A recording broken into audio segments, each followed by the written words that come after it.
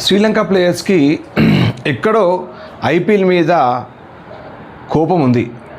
అలాగే దాన్ని సూర్యవంశీ మీద చూపించారు. మరి సూర్యవంశీ ఏజ్లో చిన్నాడేమో కానీ అనుభవంలో చాలా పెద్దాడు. ఎందుకంటే 2 ఐపీఎల్ ఆడాడు, చాలా డొమెస్టిక్ ఆడుతున్నాడు, లీగ్స్ ఆడుతున్నాడు.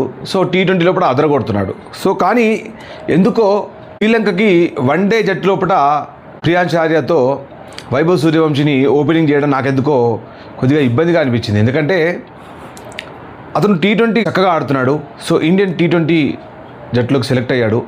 గత 6 నెలలుగా విపరీతమైన క్రికెట్ ఆడుతున్నాడు. సో అతను ఏజ్ అండర్ 16. సో ఇలాంటి సందర్భాల్లో అతనికి ఏమైనా ఫిట్నెస్ ప్రాబ్లమ్స్ వస్తే భవిష్యత్తులో చాలా కష్టమైపోతుంది. సో ఎందుకంటే అతని మీద ఎన్నో ఆశలు పెట్టుకున్నారు. దానివల్ల కూడా ఆలోచించి నిర్ణయం తీసుకొని ఉండే అని నాకు అనిపించింది. సో మీకేమనిపించింది మీరు కమెంట్ చేయండి. గత మ్యాచ్ లోపల ఆఫ్ఘనిస్తాన్ కంటే ముందు మ్యాచ్ లోపల శ్రీలంక ప్లేయర్స్ చాలా ఇబ్బంది పెట్టారు మాటలతో, వాళ్ళ చేతలతో. సో ముఖ్యంగా వైభవ్ సూర్యవంశీ శ్రీలంక ప్లేయర్ నెట్టేయడం అదొక చాలా పెద్ద ఇష్యూ అయిపోయింది, వైరల్ అయిపోయింది. కానీ తర్వాత ఇండియన్ మేనేజ్మెంట్ అయితే సూర్యవంశీ తప్పు లేదనుకుంది. నిజమే, తప్పు లేదు, డెఫినెట్గా శ్రీలంక ప్లేయర్ల తప్పిదం. ఐపీఎల్లో చూపించు, ఇది ఐపీఎల్ కాదు. సో ఎన్నో మాటలు అన్నారు. సో దానికి తగ్గట్టుగానే అతను తోసేయడం, బట్ ఆ తోసేయడం ఆట లోపల కొద్దిగా బాధగా కనిపించవచ్చు. కానీ అతన్ని రెచ్చగొట్టారు. సో అతను చాలా బాగా ప్రాక్టీస్ చేసి ఆఫ్ఘనిస్తాన్ మ్యాచ్లో ఫెయిల్ అయినా తర్వాత శ్రీలంక మ్యాచ్లో మాత్రం ఈరోజు చిత్తుగా మరి శ్రీలంక బౌలర్లను ధాటిగా ఆడాడు. చూడండి, 29 బాల్స్లో 10 4s 8 6s 94 రన్స్ చేశాడు.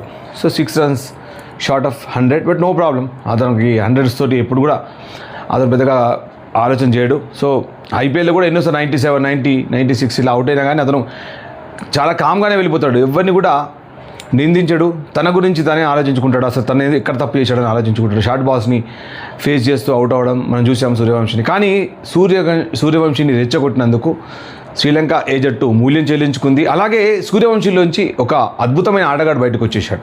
ఎందుకంటే ఆ తర్వాత అతను కుంగిపోలేదు, గోడకొట్టిన బంతిలా మగి రావడం. సో అలాగే అద్భుతమైన ఇన్నింగ్స్ ఆడడం, అది గొప్పదనం అంటే. అందుకే వైభవ్ సూర్యవంశీని ఇంతమంది ఇలా ఇష్టపడుతున్నారు. సో నేను కూడా అతన్ని సపోర్ట్ చేశాను. సో మీరేమనుకుంటున్నారు?